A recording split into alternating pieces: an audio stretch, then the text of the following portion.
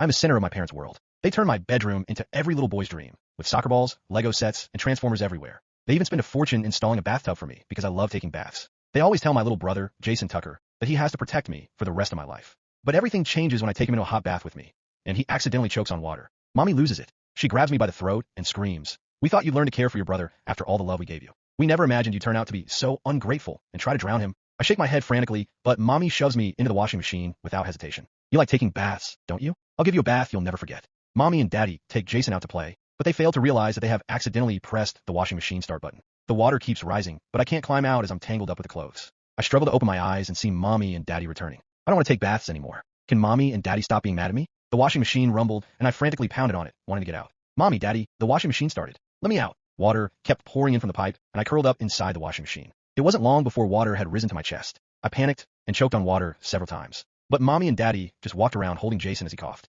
"Daddy, Mommy, I just choked on water too." I tried to call out to them. If only they would look back at me. All it would take was one look, and they could get me out of here. I pushed against the washing machine door with all my strength, but did not budge an inch. I remembered Mommy and Daddy saying they were afraid I would climb into the washing machine and play, so they had deliberately bought one with a child lock feature. Once the door closed, it couldn't be opened again. The washing machine drum slowly began to spin, and the cold metal pressed against my skin. Suddenly, the whole world shook violently and began to spin. An unstoppable force threw me up and slammed me down over and over again. My body slammed violently against the hard metal drum, and a heavy thunk rang out. I tried screaming for help, but the moment I opened my mouth, the scented, soapy water kept rushing into my mouth and nose. "Daddy, Mommy," I was starting to feel dizzy and suffocated. I forced my eyes open, hoping to see Mommy and Daddy. All I saw was them holding Jason in their arms, frantically getting him dressed. Caleb really let me down. He's already doing this to Jason when we're right here. I don't even want to imagine what he does when we're not around. We really have to teach him a lesson this time. "What do we do, honey? Jason's been coughing all day, and he's not getting any better. His face is all red. We need to get to the hospital now." The first spin cycle of the washing machine stopped. The water that I had been choking on finally drained away, but more water slowly began pouring in.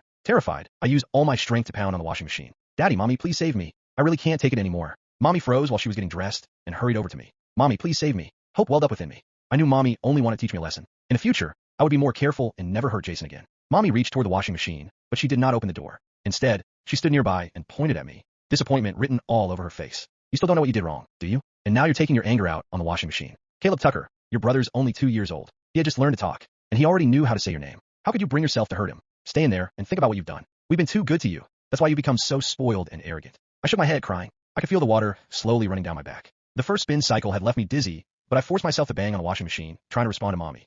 Instead, it only made her even angrier. Mommy was so angry that she kicked the washing machine. "Are you really going to defy me now? That wasn't my intention, Mommy." The water was going to fill the entire washing machine soon. By then, I wouldn't be able to hold on. I began wishing the water would rise faster, just a little faster, and Mommy would realize something was wrong and let me out. After hearing a beep, I forced myself to brace my arms and legs against the inside of the washing machine. I just had to hold on a little longer. Once Mommy opened the door, I would be safe. As the washing machine started spinning again, Daddy walked over, holding Jason in his arms. "Darling, we can deal with Caleb later. I need to get to the hospital now." I didn't want them to leave. I watched Mommy turn and walk away with my own eyes. The front door slammed shut behind her. The next moment, the washing machine started spinning violently again. My world started spinning, and I was tossed around inside like a discarded rag. When I opened my eyes again, I was floating in midair. I thought I had been rescued and immediately left the house to look for my parents. But I didn't want to upset Mommy and Daddy again, so I stayed at home like a good kid and fell asleep next to my Transformers. I didn't know how much time had passed when the door opened again. Mommy and Daddy came home with Jason, and he was holding a huge electric toy car. Good thing Jason's fine, otherwise Caleb would have been in serious trouble. Jason went through so much today. We'll give him this toy car to make it up to him. Mommy deliberately called out toward the washing machine from now on, "Whoever gets hurt will get a present. The bully will be grounded." Mommy and Daddy exchanged a glance and strained to listen for any sounds coming from the washing machine. After a long time, there was still no response. They furrowed their brows and sneered. "Huh, do you see that? He's still sulking. If he wants to stay there, let him. The washing machine isn't even running. It's not like he'll die there." I floated back and forth in front of Mommy and Daddy. I was already out of the washing machine. Couldn't they see me? I wasn't soaking at all. Could they stop talking about me like that? I kept trying to talk to Mommy and Daddy, but they acted as if they couldn't see me. They didn't even make eye contact with me. I wanted to touch them, but my hand passed right through their bodies. It was only then that I realized I had died in the washing machine. I ran over there to take a look inside. The washing machine was a small body curled up in an unnatural position. Was that me? I turned around and saw Mommy and Daddy playing with Jason. Get it? That was Mommy and Daddy's punishment for me. Maybe this was for the best. I wouldn't have to change Jason's diapers anymore. Ever since he was born, Mommy and Daddy hadn't given me their full attention in a long time. If I were dead, did that mean I could stay with my parents forever? I suppressed the ache in my chest and forced a smile. Later, Daddy made my favorite pork ribs for dinner. After feeding Jason, they sat at the dining table, their faces grim as they looked toward the washing machine. Daddy spoke first. "Caleb, come out and eat." The only response they got was Jason's babbling. Mommy impatiently slammed her bowl on the table. "If you don't want to eat, fine. How did you become this way? You messed up, and now you're throwing a tantrum. Fine, don't eat then. I'll just pretend I never had a son like you. Everyone says parents can't help but favor one over the other once they have 2 kids. I thought if we treated you well enough, you'd be good to Jason too. I never thought we'd end up spoiling you, and you become so arrogant and domineering. You're such an ungrateful brat. Forget about him. It must be really uncomfortable in the washing machine. He's too spoiled for that. He wouldn't have stayed in there for so long. I bet he's already gone back to his room. I sat next to Mommy and Daddy, listening to their conversation. My eyes began to sting. Mommy, I never want to hurt Jason. I just want to help give him a bath. Mommy and Daddy decided to ignore me. They ate most of the pork ribs, and Mommy took the leftovers outside and fed them to stray dogs. I'd rather have a dog than a son like Caleb. I didn't dare follow Mommy and Daddy anymore, so I stayed curled up alone in my room. They always looked so happy when they played with Jason. At the moment, they were reading him a picture book, and I hadn't heard Mommy's gentle voice in a very long time. I fell asleep while listening to them, but it wasn't long before I heard Mommy call out to me, "Caleb, Jason's looking for you again. Come out now and play with him." I stared silently at my closed bedroom door, thinking, Mommy, I'm already dead. I wish I could help you, but I can't do it anymore. If only you would open the washing machine door and take a look, you'd realize that I'm already dead. Caleb, haven't you had enough? I've had it with you. The living room fell silent for a moment. Mommy then stormed over and opened my bedroom door, with Daddy right on her heels. The sight of the empty room made them freeze for a moment. Daddy looked around the room and even checked under the bed. Where's Caleb? I thought Mommy and Daddy would start panicking and rush over to the washing machine to check on me. But Mommy's expression hardened. That brat's becoming impossible to control. Where else could he have gone? He must have snuck off to his grandma's while we were gone to tattle on us. How did he get so spoiled? You think you can play games with me? Fine. I'll show you. Mommy turned around and stormed over to my transformers. She snapped off their heads, arms, and legs before throwing them onto the floor and stomping on them. I started sobbing and tried to push Mommy away, but I couldn't stop her. I really wasn't throwing a tantrum. I wanted to be with Mommy and Daddy too, but I was trapped inside the washing machine forever. Daddy let out a sigh. Forget it. We don't have time for Caleb now. Since he's at his grandma's, we can relax for a bit. I'll go do Jason's laundry. Was Daddy about to do laundry? I followed him out of the room. Daddy picked up some clothes and walked toward the washing machine. My heart started racing. I hoped Mommy and Daddy would find me soon, yet I was afraid the sight of me would scare them. Once Daddy found me, surely Mommy would realize I hadn't been throwing a tantrum all this time. I knew it was useless, but I still tried to cover Daddy's eyes with my hands. Before he could even bend down and open the washing machine door, Mommy called out to him, "You can't put Jason's clothes in the washing machine. Wash them by hand." Feeling defeated, I lowered my hands and looked back at the figure inside the washing machine. Trapped in that cramped space, my body seemed to be already bloating and a faint foul odor had begun to linger. I'd already been gone for 2 days. It wasn't until the second night that Daddy urged Mommy to call Grandma Elena. "Ask your mom if Caleb's been behaving himself over there. Is he okay?" Mommy reluctantly picked up her phone and called Grandma Elena while mumbling to herself, "That kid's old enough. What could possibly happen to him?" Sometimes I get so angry when I look at him. Other people's sons know how to help around the house, take care of their little brothers, and do chores. I can't believe I ended up raising such a thoughtless brat. He's better off dead. I looked down and picked at my fingers. I was so upset that I couldn't even say a word. "Mommy, you got what you wanted." As soon as the call connected, Mommy got straight to the point. "Mom, Caleb went to your house, didn't he? Has he been bothering you?" Grandma Elena's voice grew louder on the other end of the phone. "What did you just say?" I thought Grandma Elena was asking because she couldn't believe what she had just heard. But the next thing she said was, "What did you just say? I can't hear you. Speak louder." The hope in my eyes faded once again. Just as Mommy was about to say something, Jason suddenly burst into tears. She never got the chance to say what she was about to say. "Oh, it's nothing.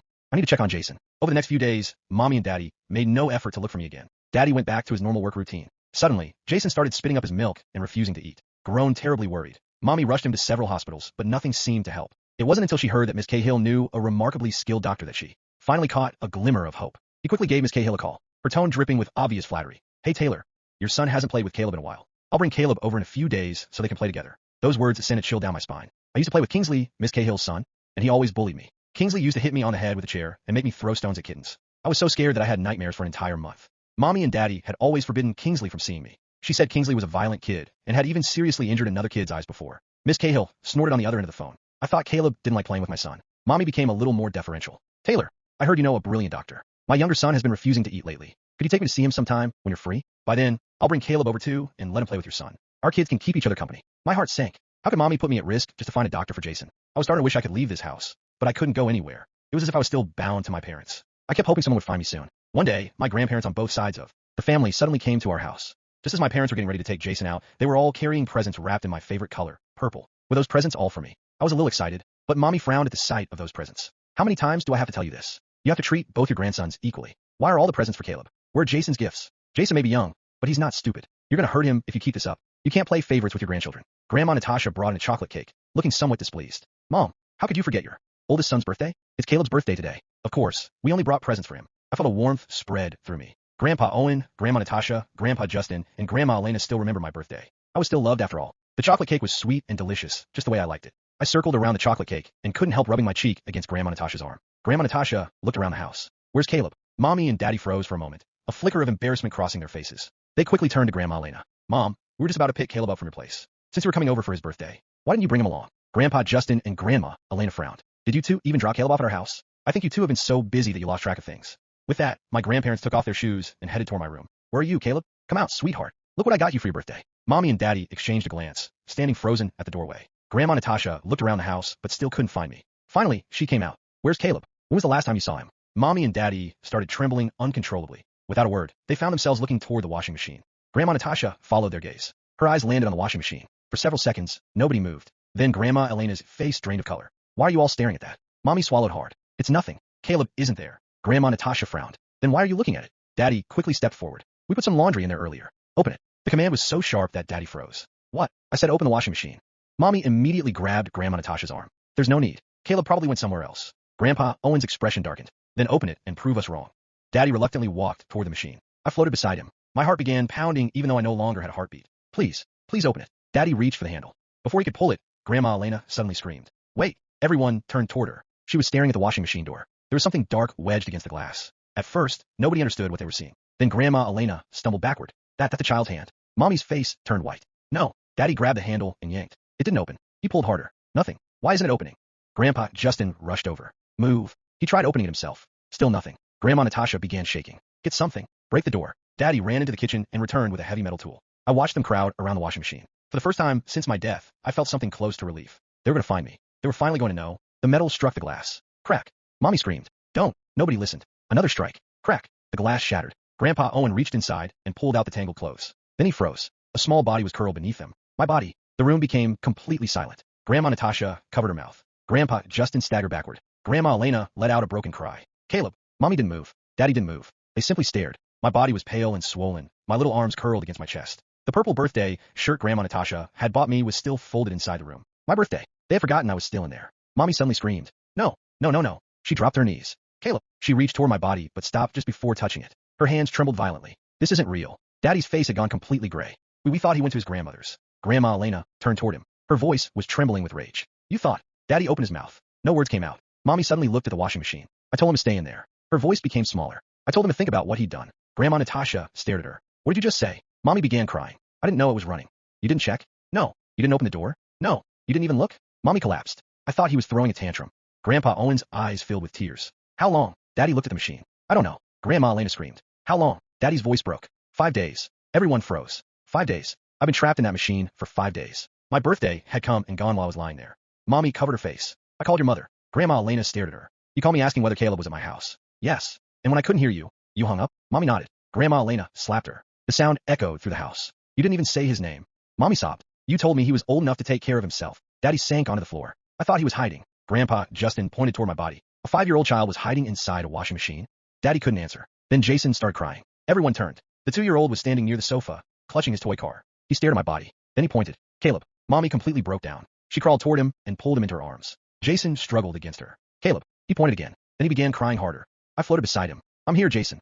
He couldn't hear me. I never wanted to hurt you. He kept crying. Mommy hugged him tighter. Don't look. But Jason continued staring at me. Then he said the word he'd learned because of me. Brother. I covered my face. For days, I'd wished they'd find me. Now they had. And, somehow, seeing them cry hurt even more. Then Daddy suddenly remembered something. He rushed toward the hallway. Wait. Everyone looked at him. I have to check the security cameras. Mommy stared blankly. What? The cameras. Their house had cameras installed throughout the property. Daddy grabbed his phone and opened the recordings. He rewound 5 days. The footage appeared. There I was. A little boy carrying Jason into the bathroom. I was smiling. I filled the bathtub carefully. I helped Jason climb inside. Then Jason slipped. I immediately grabbed him. He swallowed some water and started coughing. I panicked and tried lifting him out. That was when Mommy burst through the door. The footage showed everything. Her grabbing me. Her screaming. Her throwing me into the washing machine. Daddy walking away with Jason. And then, Mommy accidentally starting the machine. Nobody spoke. Daddy replayed it. Then again. Then again. Grandma Natasha's eyes hardened. You knew he was inside. Mommy shook her head frantically. I thought the machine was off. But you left him there. I didn't know. You heard him pounding. Mommy's face crumpled. She had no answer. Then the footage showed me banging against the glass. Again. Again. Again. And Mommy walking over. Standing in front of me. Pointing at me. Then walking away. Grandma Elena stared at her daughter with disgust. You saw him. Mommy whispered yes. You saw him begging. I thought. You thought he deserved it. Mommy began shaking. Daddy suddenly covered his face. I heard him. Everyone looked at him. His voice was barely audible. I heard the pounding. Mommy stared at him. You heard him. I thought he was throwing a tantrum. Grandpa Owen stepped toward them. Both of you heard him. Neither could answer. I floated quietly beside my broken transformers. I had spent days wondering why they couldn't see me. Now I understood. They'd seen me. They had simply chosen not to believe me. Grandma Natasha walked over to my birthday cake. She looked at the purple candles. Then at my body. Her tears finally fell. Happy birthday, sweetheart. I smiled through my tears. Thank you, Grandma. Then something strange happened. The candle flames flickered. One candle went out. Grandma Natasha froze. Did you see that? Nobody answered. The second candle went out. Then the third. One by one. Every purple candle extinguished itself. Jason suddenly stopped crying. He stared directly at the empty space beside Grandma Natasha. His little eyes widened. Caleb. Mommy's face went pale. Jason. He reached toward me. I instinctively reached back. Our hands didn't touch, but Jason smiled, and for the first time since I died, someone could see me. Grandma Natasha stared at the flickering candles. Caleb, Jason pointed toward the corner. Brother. Mommy's face went white. She slowly turned. There was nobody there, but Jason kept smiling at the empty space. Daddy suddenly whispered. He can see him. The room went cold, and the washing machine started running by itself. Everyone screamed. The drum spun violently despite being unplugged. Mommy collapsed. Caleb, I'm sorry. I floated beside her. You weren't sorry when I was trapped. The machine stopped. A child's wet handprint appeared on the glass. Mommy screamed. Grandpa Owen immediately called the police. When they arrived, the security footage told the entire story. The police arrested my parents for my death and neglect. Mommy kept insisting it had been an accident, but the footage showed her hearing me, seeing me, and walking away. Daddy eventually confessed everything. He admitted they both assumed I was merely being difficult. They had left me there for 5 days. Their lives fell apart overnight. Jason was taken to live with Grandma Natasha. The doctors later discovered that his illness had nothing to do with me. He'd swallowed bathwater and developed a serious infection. I had actually tried to save him. Mommy spent months in prison awaiting trial. Daddy broke down completely after seeing the footage one final time. I killed my son. Nobody comforted him. Years later, Jason grew up surrounded by people who loved him. He still remembered me. Every year on my birthday, he placed a purple flower beside my photograph. I miss you, Caleb. I always stood beside him. He couldn't hear me anymore, but I smiled anyway. I'm still here, little brother. As Jason grew older, strange things continued happening in my parents' house. The washing machine never worked again. Every replacement machine mysteriously stopped functioning after being installed. Eventually, my parents moved away, but wherever they went, they heard the same sound. 3 knocks, then 3 more, then a child's voice whispering from somewhere inside the house. Mommy, Daddy, open the door. They never slept peacefully again. And on the anniversary of my death, Mommy received a package. Inside was my old purple birthday shirt. It was still wet. She dropped it immediately. A tiny handprint appeared across the fabric. Then her phone rang. The caller ID displayed a name that hadn't been active for years. Caleb Tucker. Mommy answered with shaking hands. For several seconds, there was only static. Then my little voice whispered, Mommy. She began screaming. I forgive you. She froze. Then I continued. But I don't want you to forget me. The call ended, and the washing machine in the basement started spinning. This time, nobody was inside. Yet something small began knocking against the glass. 3 times. Just like I used to. Knock, knock, knock. Mommy never recovered from that sound. And neither did Daddy. As for me, I stopped waiting for them to see me. I had Jason. I had Grandma. And, finally, I had a family who remembered that I existed. On my next birthday, Jason placed a purple candle on my grave. He smiled. Happy birthday, big brother. The candle lit itself. And this time, I smiled back.